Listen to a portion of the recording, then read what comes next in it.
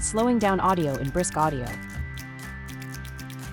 The slowdown tool in Brisk Audio reduces the playback speed of your audio without changing its pitch.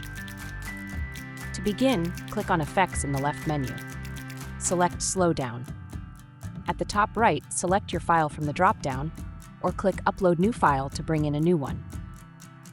On the slowdown page, use the slowdown speed % control to set playback speed as a percentage of the original. By default, the speed down tool is set to half speed. You can enter a value manually or drag the slider to change the percentage. Presets for common reductions such as half or quarter speed can be selected from the preset dropdown for a quick adjustment. Preview the results to ensure the slowed audio meets your expectations. When you're satisfied, click the slowdown button to finalize your changes. Then click Download to save the slowed audio file to your device.